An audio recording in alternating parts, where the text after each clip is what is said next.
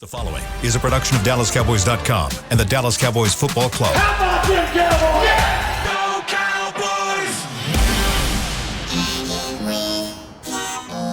Blowing out of the backfield, exploding down the sideline. This is Hangin' with the Boys, presented by Wingstop, where flavor gets its wings. Now, your hosts, Nate Newton, Kurt Daniels, Jesse Holley, and Shannon Gross.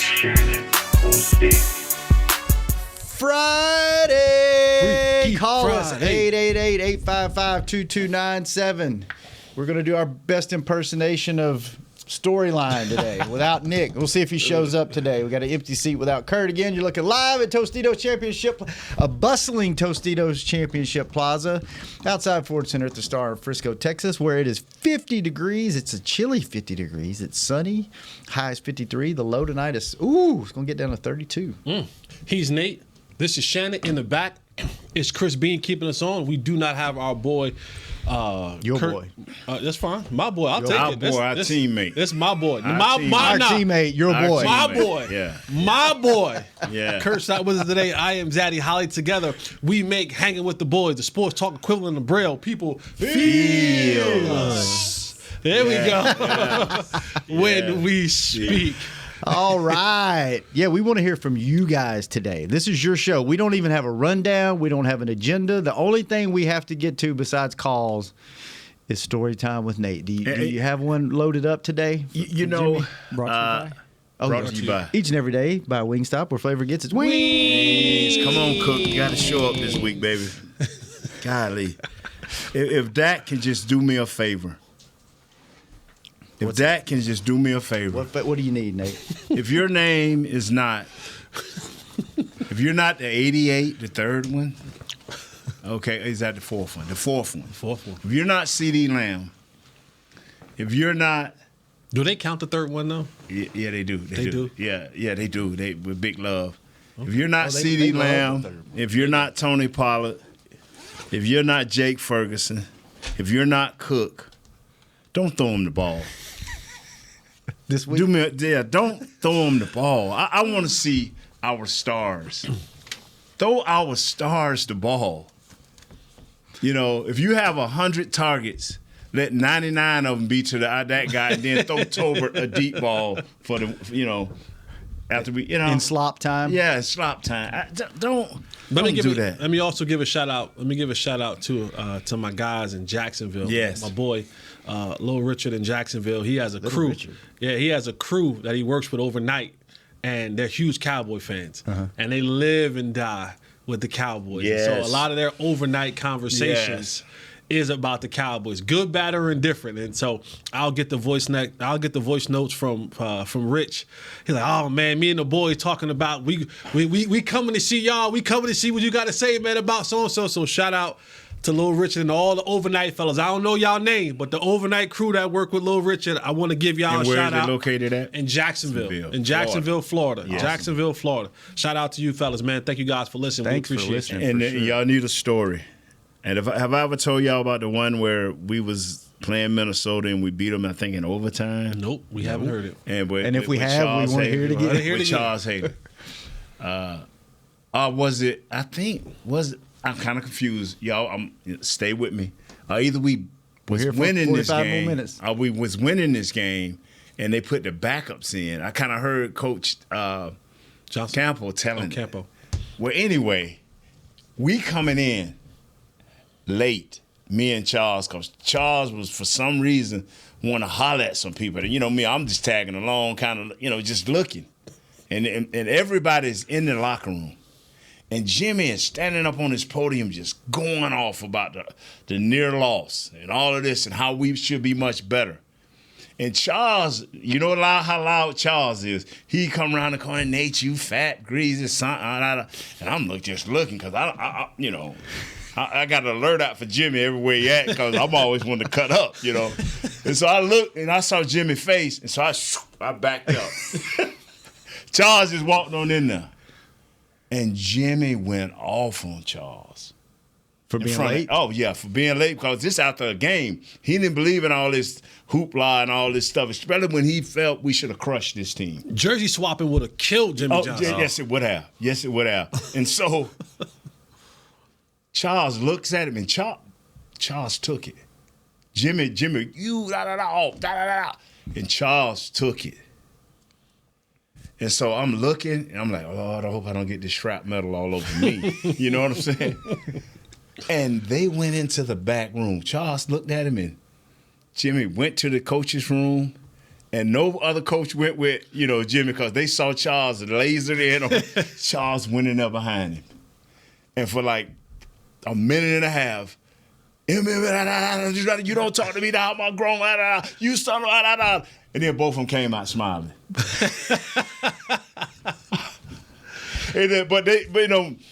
when they looked at us, but both of them went around the corner, they separated smiling. Like I told him, and he's showing out with his coaches, and Charles told us showing out with the players. And I'm looking like, wow. And all I could think was, man, I'm so glad I didn't get caught up in this rap metal, bro. Was Charles the only one that could go at Jimmy? No. This is the focus of Jimmy. If he could see that all you cared about was winning games, he could take a little heat from you. And you had to be close to right. Now, if you was wrong, and I told y'all the Frank Cornish story, how Frank was new here, we had lost the game, and we was on the plane, and Frank was on the plane cracking jokes, and I sat right next to Frank. Why are you always near trouble? I was that guy. Why are you always near? I'm starting to think it ain't them. I can tell you some other stuff. My dad used to tell me, son, you got to watch the people you hang around. Are you the trouble? I like that. That's how I'm telling you, I'm the trouble. Because I was always cracking jokes. So I'm sitting there next to Frank, cracking jokes with him, but got my eye looking for Jimmy because I knew he was coming back. And so Jimmy got up. He heard all this. I'm laughing, screaming. You know how loud I can get. Was this after a win? After a loss. After a loss. Okay. And Frank just cracking jokes. So I hit Frank. Because I'm looking. I could see Jimmy. He sat up right on the front, up to the right. So I'm looking because I sat on the left. And I'm looking down the aisle. Even the media was trained. They was sitting there. Yeah, everybody bird dog ears forward. And so I saw Jimmy come and say, Frank, shh. And Frank didn't understand. Let's let him go back and let him go, and then we get back to. So Frank going on, da. And everybody just looking. I'm like, Frank like, man, I ain't doing no but just talking. I said, okay. So Jimmy came back and looked Frank right in his eyes. Man, shut up. Frank. Jimmy said, be quiet. And Jimmy went on back to the back to tell the stewardess, whatever he was going to tell them about how we was going to eat or how this was going to go, And Frank like, this dude, can you? And I said, Frank, let it go. Frank couldn't get word. I said, Frank, been there, done that, let it go. I say, you got a family. You want to be on this team. Let it. Man, I'm a man. I say, you are a man. You are a man. Don't worry about it. You can go talk to him later. When everything cool down, you can go holler at him later. No, I'm going back there now. So I'm holding Frank. Nah, Frank, nah. And so Jimmy come back up. Frank looking. I said, Frank. So Jimmy walked by. You all right? Frank like. Kind of shook, kind of half shake, like, I want to talk to you. Right. Jimmy went on up. Frank said, I ain't never, he going off. I ain't never heard. I said, Frank, if you need to talk to him, go talk to him tomorrow. I said, but right now, just let it go. And we got past it, and I don't know if Frank ever went and talked to him, but Frank, rest his soul, he's no longer with us, but I like, wow. And everybody was just looking, man. I said, man, I threw him a couple extra bills. I ain't going to get drunk. Can you imagine? That wouldn't fly in today's NFL. Oh, no, sir. There's no way. No, sir. That's what I every show that I've been on, I tell people, whether it was wrong or whether it was right, the only thing Jimmy could promise you he wasn't going to be here long. Was my only thing. I win games. I only celebrate after winning. I only enjoy winning. If you're not a part of that, I'm going to get rid of you. I'm going to find a way. And that's all he cared about. You know, and whether it was right, like I tell people, I was like, wow, I look back and I'd be like, whoo. He talked to us kind of rough sometimes. He kind of mean. But at the end of the day, 3 Super Bowls later, now he's in the Ring of Honor. I don't know whether, like I said, you can decide whether it's wrong or right. His focus was unreal, man. How was it? Because I can see that once you get skins on the wall, right? Like you start winning. But that first year, when you guys were bad, how was that perceived? Him yelling and being so demonstrative and man, he wasn't. You know, we all believe in God. I believe in Jesus Christ. We all believe in Jesus Christ. But you can never be holy until the end. That's how Jimmy felt he was. None of y'all can be holy until the end. Y'all can walk with me, beside me, but you can never be what I am and what I'm about until you win a game. Mm. And that's how he looked at it, because his whole focus, man, was he did not. I remember one time we was running. We all running. We got the team going through drills. We going through drills. This was funny to me. We going through drills. The defensive line, the offensive line, quarterbacks, cornerbacks, say everybody in their own group. And the media, and Jimmy did this with media from a distance. That's what I'm saying. He was a social media guru. And the social media, hey, what do you think about that, Jimmy? The speed of these corners, the speed of these running backs. What do you think about this? He said, man, my second team is fast. My second team in Miami was faster than them. Ooh. He said, man, this combined thing, well, none of these guys make my college team. I mean, I like, whoa. Whoa. I said, Coach, and I was crazy. Coach, you mean, man, my slowest group ever, man, we averaged a 4.9. We were around here to 5.3 at all. He said, my team too old, they're too slow, they don't understand what I want. It's got to change. And I'm telling you, he cut like 8 guys that day. He's like 8. This is when you know this man wasn't playing. Our first 2 years, Monday, Tuesday, and Wednesday, your locker was occupied by somebody else. By somebody that they had brought in off the street. And this was like this up until about the 10th or 11th game of the year. Every Monday and Tuesday, guaranteed, and sometime Wednesdays, you can come in, yo, dog, what's up? Oh, my name Jess. What position you play? Oh, I play offensive guard. So you would share a locker with somebody? Now, they would be using your locker. Yeah, for a workout. Yeah, for a workout. Right at your position. If they brought in a guard, that guard was there. If they brought in a quarterback, he was at that quarterback locker. Jimmy was not. He was like, I believe in competition. You will not be relaxed. And then I think in our third year into the middle of the season, he said, you guys are my guys. And he started talking another way. Mm-hmm. Now, he was still hard. 3 years. Yeah, huh? He was still hard. His first year, then our second year. Chris, if you get a chance, give us the records. And then by the middle of our third year, he started, y'all are my guys. Y'all are my guys. He was still hard. He was still focused. He was still mean. But you guys are my guys. I'm starting to get my team where I need it. And man, it gives me chill. It gives me chills because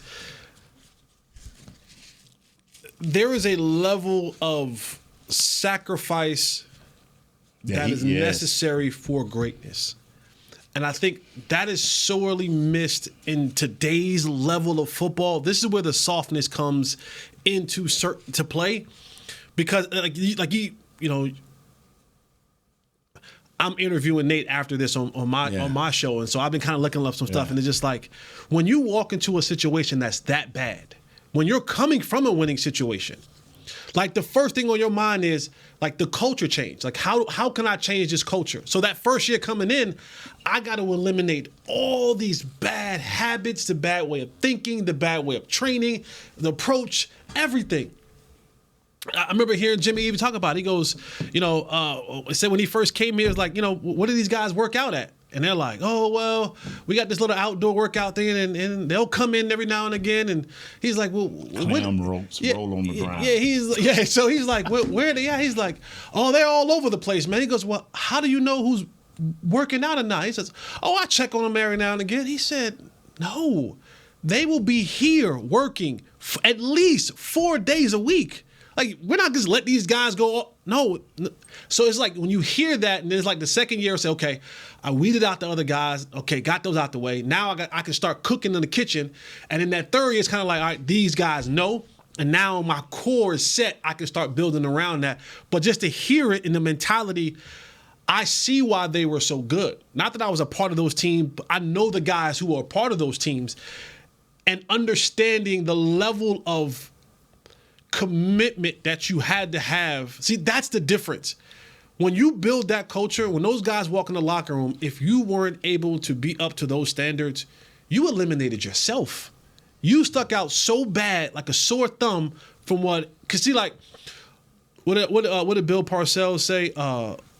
Losers talk about winners and winners, something like that, talking about winners, something like that. Losers talk about winners and winners concentrate on winning. Right. But so when you have those bad teams, there's these pockets of losers all around your locker room, right? And, my God. And it's they always agree with one another. Yeah, man, coach too hard. Yeah, man, I don't want to work out. So all these losers begin to congregate amongst each other, and now you got a locker room full of losers. You're making excuses. Yeah. But then when you put the real dogs in there, the losers have nowhere to hide. So either you have two choices. You figure out how to become one of the dogs, or you eliminate yourself. And I think this is completely side note. That's why a guy like Bill Belichick would never work here. That's why it would never work here for a guy like Bill Belichick, because he has that Jimmy Johnson mentality where Sean Payton either. That's why. Because I'm going to come in. I'm going to come here, and I'm going to take him. Yeah. I don't care what he make. He ain't playing. Right. Because I have a certain standard that has to be met. And you hear that about with Jimmy and these guys, and that's was the standard. And none of these guys can't handle. They couldn't. The thing is, you got to understand, coaches, young and old, will go down there, set appointments with Coach Johnson, and go out of the day of fishing and just talk about coaching. Mm-hmm. And a lot of guys could grasp it, but what Coach forgot to tell them is that don't work in today's NFL. Right. Mm-hmm. It just don't. The thing that jumped out to me is now we're fortunate enough or unfortunate enough to, you have all access, right? Mm-hmm. Cameras are in the locker room. Yeah. You see all these locker room speeches, and you win a game in overtime that you should have killed somebody. Guys, we fought hard. We could have given up, and we stuck in there. And Jimmy's in there like, y'all didn't beat them bad enough, screaming and yelling and cussing y'all out. Right. Like these days, it's like you guys did a great job. Good job. We won the game. We squeaked it out at the end, and Jimmy's raw dogging y'all. You want to go to a break and bring it back? Yeah. Let's take a quick break. We come back. We'll get some more from Nate and take some phone calls and predictions on Hanging with the Boys. Fall is here, and that means football is back, bringing all the delicious game day foods with it. As you prep for all the big games, tailgates, and watch parties, let Yo Quiero be your one-stop destination for all things home gating. Yo Quiero's fresh, flavorful, ready-to-serve guacamole made with real Hass avocados will score taste bud touchdowns as you cheer on the Cowboys. Yo Quiero's wide range of mouthwatering and versatile products can be found in your local grocery store's produce or deli section. Grab some today. Star Sports Tours is the only official fan travel partner of the Dallas Cowboys, offering exclusive game weekend travel packages with pre-game sideline access and photo ops with current players, cheerleaders, and Cowboy legends. You want to stay at a team hotel, attend the best tailgate party in Texas, tour the Star, and talk X's and O's with me, Everson Walls?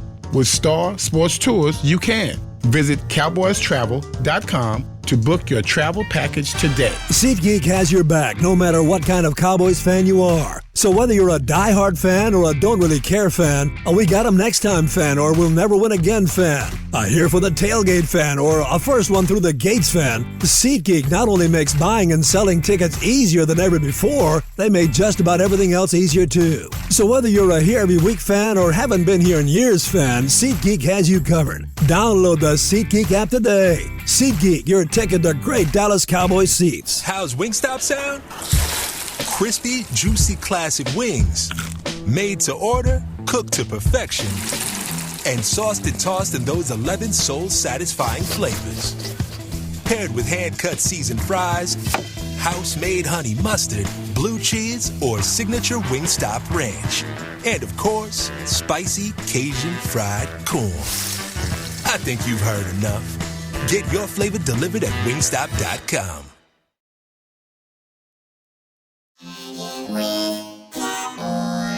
Back to Hanging with the Boys.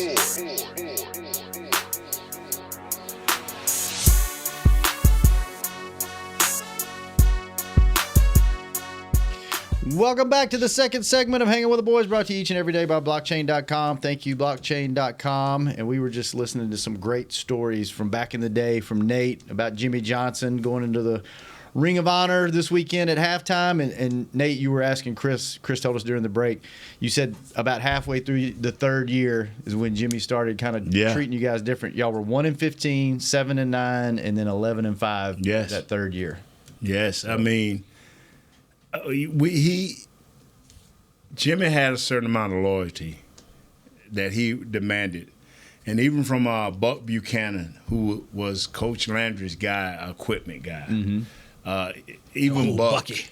Buck, I mean, even he gave Jimmy everything. I mean, it was just, you had to be all in, bro. You had to be, because if you wasn't, you just weren't going to make it. You just weren't going to make it. And like you said something yesterday when Nick asked you about Coach Johnson and his family and stuff like that. And someone asked me the other day on Twitter about coaching. And I simply told him, I said, I don't have another all-in sacrifice to give to the NFL. I just don't. Yeah. And that's when you talk about like to be great, to be not just to be great as a player. There is an all-in sacrifice that you have to be willing to give up, like to be great. Right. As a coach, there is an all-in sacrifice that you have to give up. Like Nate was saying, Jimmy said, I ain't married. My marriage is over. My singular focus is to come in here and to win the day and be a great football coach. Like nothing else matters. That is a level of sacrifice that people on the outside, they don't quite understand. Like I remember as a player, I would get here at 6 a.m. for a 7 a.m. Special teams meeting. Coach is already here. And they're already here. Some of them don't even leave. And then I would leave here at 6, 7 o'clock at night. Still here. They're still here. I'm like, dude. And that's what, 7-8 months out of the year that they're doing that. And so that level of greatness takes an ultimate level of sacrifice that I don't think people truly and honestly understand or can even fathom just about how much time, energy, and effort is spent on the singular focus of football. That's why it's two things that I believe. When I see a man or a woman marry a police officer, or a man or a woman marry a coach, and you divorce them because they never home. Come on now. Why did you even get in? Because a coach, they don't change. Even when they dating you, they still got to be to work every day. A police officer, he's on call. He's got to do what he's got to do even before he married you or she married you. So when you tell me, I had a coach and I did, come on, man, you weren't never in. Yeah, it's like you weren't never in. Unless you're, like you said, like I used to want to be a coach. And then whenever I started working here, And I was like, thank God I didn't go down that road because it's a rabbit hole. Oh my God. And then you don't want to let your other coaches down, and you don't want to be the last one in the building or the first one to leave. So you almost get in this competition, because if you're in coaching, you're competitive anyway. Yeah.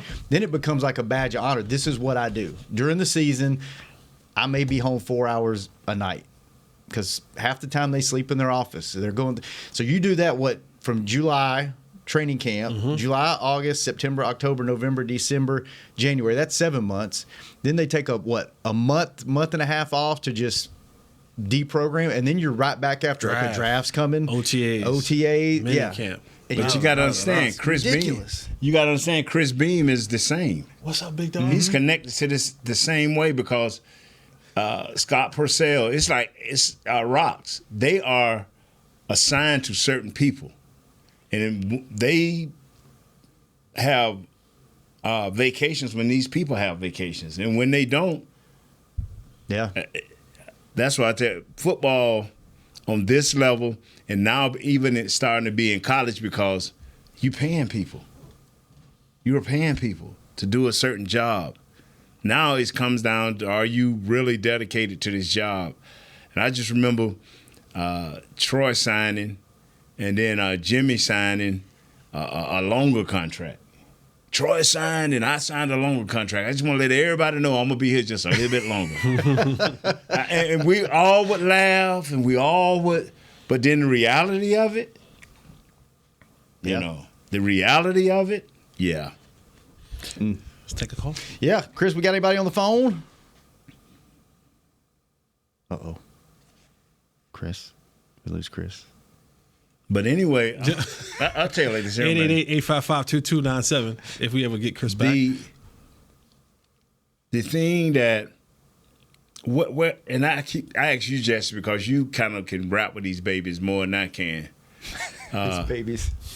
Yeah, man, they babies to me, because some of the things I hear, as bad as much as we love Michael Parsons,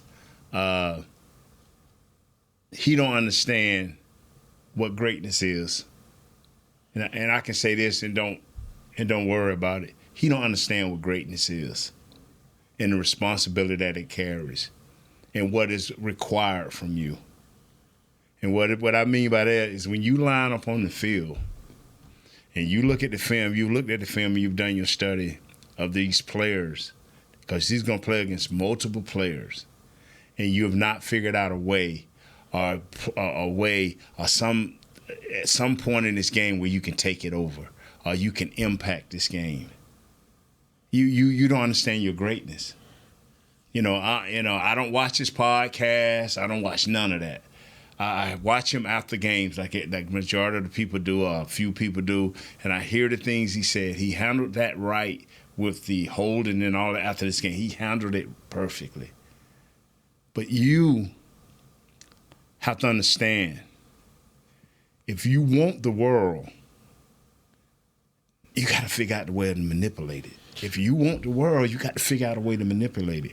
If you want to be the best pass rusher and the MVP, defense MVP, you got to figure out a way to manipulate it. But see, my issue, since I am a little bit closer to, I think the biggest thing is understanding, not only understanding your greatness, but understanding more so than ever how the we can impact the me. Yes. And this is what I say by that is that if I were Micah Parsons, my biggest thing would be, how can I get the others around me to raise their level, right? Because if they are better, it makes my job a lot easier. Yes. So I would be the one that will be going to the coaches saying, hey, give me some more film. I know you gave me these cut-ups. I would be going to see Sammy and saying, yo, I need more cut-ups. And then I would be the one saying, yo, Osa, Golson, Williams. Hey, my crib, tonight I'll bring the food. I'll have the chef come by. We're going to break some more of this film down. I think far too many guys nowadays, and this is not just a Cowboy thing, but when practice is done and they leave here, that's the last time they actually connect with one another when it comes to the game plan. Right. right? And like that to me, if all you do is hear and then we don't talk again until the next time we're here, there's that level of running through the wall for my dog. Because we could play the game all day and we could do that, but there's a certain level of commitment that when I look to the guy to my left and I look to the guy to my right, that I'm willing to put in to help him, right? But if we sit down and we break this film down together, our communication is out through the roof. Our commitment is even more through the roof, our understanding, and then now the tools and techniques that we both can use to help us master what we want to do. Those are the type of things that I don't necessarily see, and I don't know how we got down the leadership rabbit hole, but in that leadership rabbit hole coming from a really good player. Because you could be really good, and it could be a singular greatness.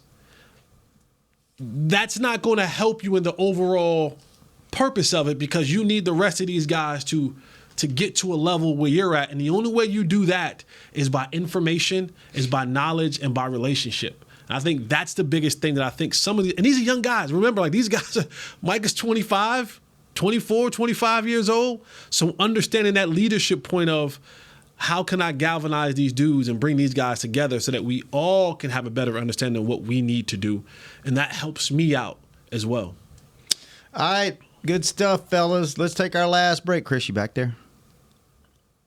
Did we lose? Yes, I'm back here. Okay. Right. Sorry, I have to turn something down and move something over. Yeah, yes. all good. We'll take our last break, and when we come back, we will finally get to some phone calls on Hanging with the Boys. All right, bye. I'm Dak Prescott, quarterback of the Dallas Cowboys. And they snap it to Prescott, who looks right. It's not there. He escapes left. He'll run for a first down. Just like football, when it comes to crypto, it's important to have a team you can trust. With blockchain.com, I know I'm in good hands. Since 2011, they've been trusted by millions around the world to buy, sell, and trade cryptocurrency. Prescott's going to run this himself. Run it up the middle, and he scores. Whether you're new to crypto or an active trader, they've got you covered. What are you waiting for? Get started at blockchain.com. How's Wingstop sound? Crispy, juicy, classic wings. Made to order, cooked to perfection. And sauced and tossed in those 11 soul-satisfying flavors. Paired with hand-cut seasoned fries, house-made honey mustard, blue cheese, or signature Wingstop ranch. And, of course, spicy Cajun fried corn. I think you've heard enough. Get your flavor delivered at wingstop.com. SeatGeek has your back no matter what kind of Cowboys fan you are. So whether you're a diehard fan or a don't really care fan, a we got 'em next time fan or we'll never win again fan, a here for the tailgate fan or a first one through the gates fan, SeatGeek not only makes buying and selling tickets easier than ever before, they made just about everything else easier too. So whether you're a here every week fan or haven't been here in years fan, SeatGeek has you covered. Download the SeatGeek app today. SeatGeek, your ticket to great Dallas Cowboys seats. James Wright here, your 2022 Dallas Cowboys Fan of the Year. You know how much I love my Cowboys, and I am thrilled to be talking to you about the 2023 Fan of the Year award presented by Captain Morgan. We're looking for the ultimate Cowboys fan to spice up the game. That means you eat, sleep, and breathe the Dallas Cowboys. If that's you, or if you know someone like me, then go to DallasCowboys.com/fan of the year, and you could win tickets to Super Bowl 58 and so much more. Enter today. Back to Hanging with the Boys. Welcome back to the final segment of Hanging with the Boys, brought to you each and every day by Jigsaw, the official dating partner of the Dallas Cowboys. And we got Chris back. He disappeared. I'm He's here. back. And now he can man the phone. Jimmy sent him to the asthma field. Did he? He had to go to the asthma Very studio. No, All right. someone slid a pillow back here. That's what it was. All right. Pull us up a caller there, Chris. Who we got? Costas in Jersey. Hey, Costas. What's up? Hey, Shannon. How are you? I'm wonderful, man. How are you? Awesome show so far. I love all the stories, and I can't wait to hear Jesse's show with Nate on it. Yeah. All right, so I have two questions, no crazy ones this week, and this will be the last time I can call in for a while. Congratulations on almost nailing the score last week, unfortunately. Yeah, unfortunately. Yeah. But I'll pick with my heart this week, not my head, because it's Jimmy Day. But my two questions are regarding number 71 and Gallup. So what's wrong with Richards and Jalen Brooks? If these guys really aren't producing, why aren't they given a shot? I mean, I know, Jesse, you had said last week about how it takes receivers a little bit long, but, he's been pretty productive. Brooks, I'm talking about, when he's been in there. And then Richards, Nate, you liked him in the training camp. Yes, so yes. Just wondering Go ahead, about, I'm sorry. No. I was just wondering about why are they given a shot and they're just not producing in practice? Like, how does that work? There's no more really upbeat practices. It's just the coaches have decided that he's like the third backup, because you got TJ on the inside with the guards, and then you got Adago, just the first tackle up, swing tackle up, and then there's Austin Richards, I think. So it's just how the coaches put them in their pecking order and how they feel that who gives them the best chance to win. Now Tolbert, I don't even care if they never throw him a pass because they won't throw enough passes to cook. So I don't care. I don't do fourth, fifth, and sixth receivers.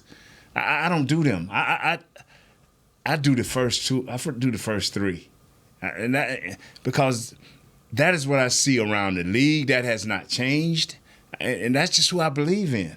If you got these guys 1, 2, and 3, throw them the ball.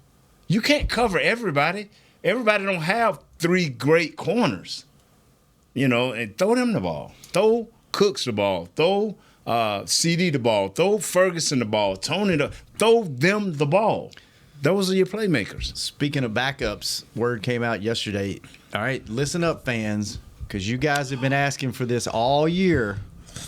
And we're gonna see. We're gonna see what happens. But your backups to Tony Pollard this week will be active. Will be Deuce Vaughn and Hunter Lipke, because Rico's hurt, and then Malik Davis has reached his limit of elevations up and down. So we're gonna have TP, Deuce Vaughn, and Hunter Lipke in the backfield this week. I don't even like how they play in these games.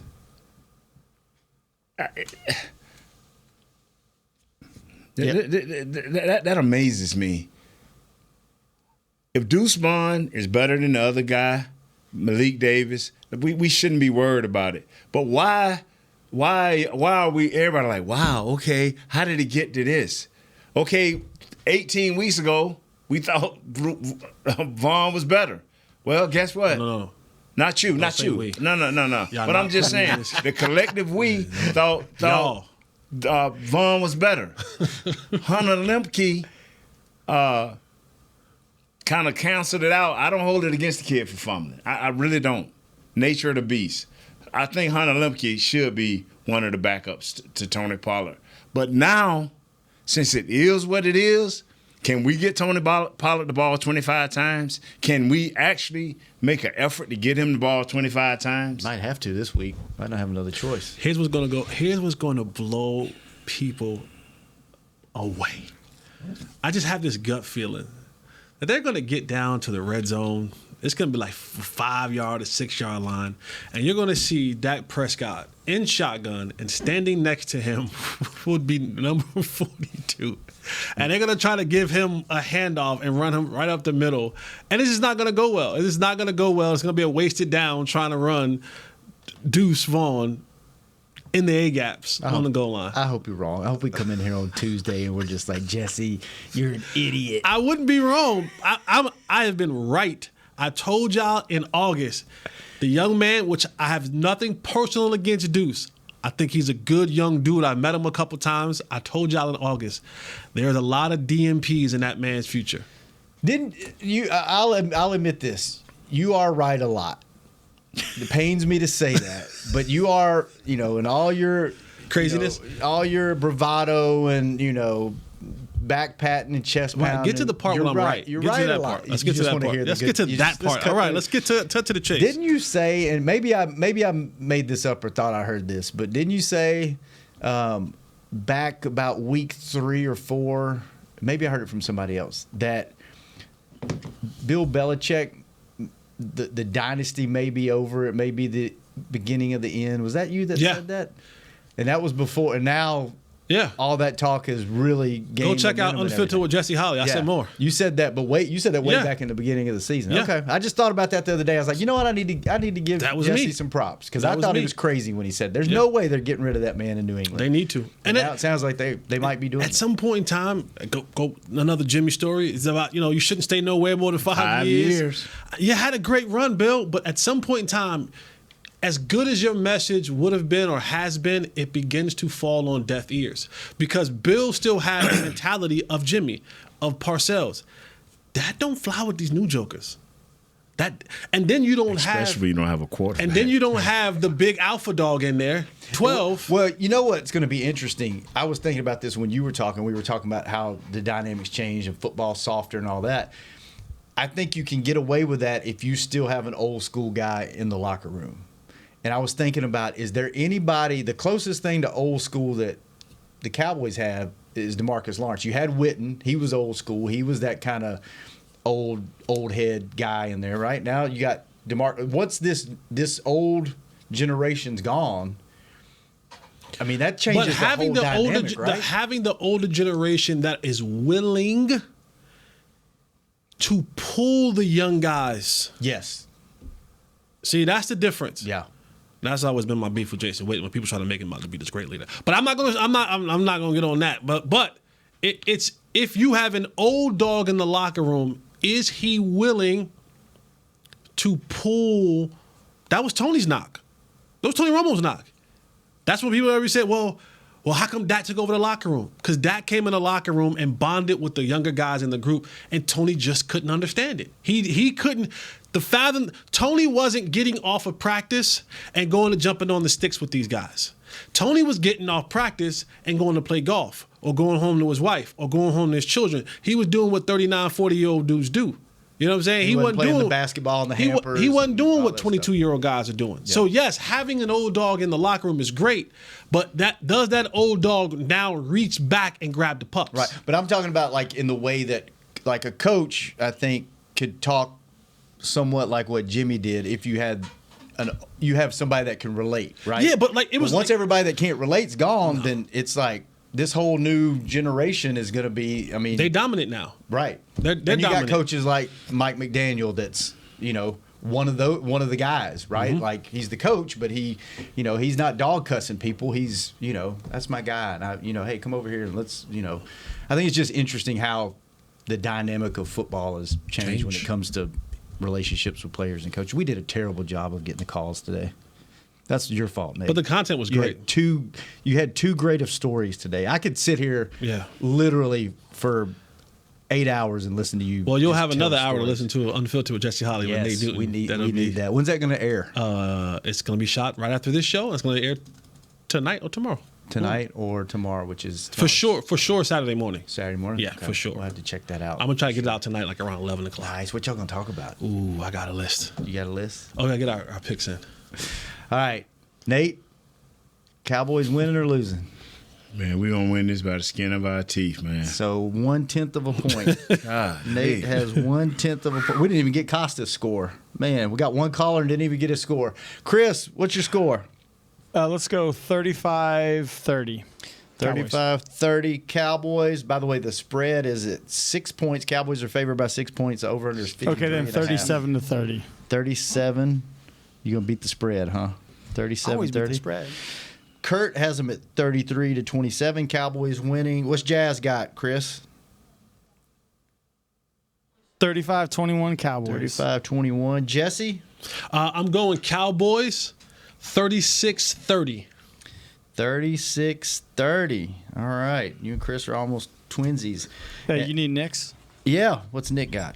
34-24 Cowboys. Hey, guys. 34-24. What's up, brother? Why didn't you come sit with us? You didn't want to hang out today? He came in the last 2 minutes, about 4 minutes ago. Just walked by, yeah. And then went back I got there some and talked to snacks us. for y'all when you're done. Oh, good. We like snacks.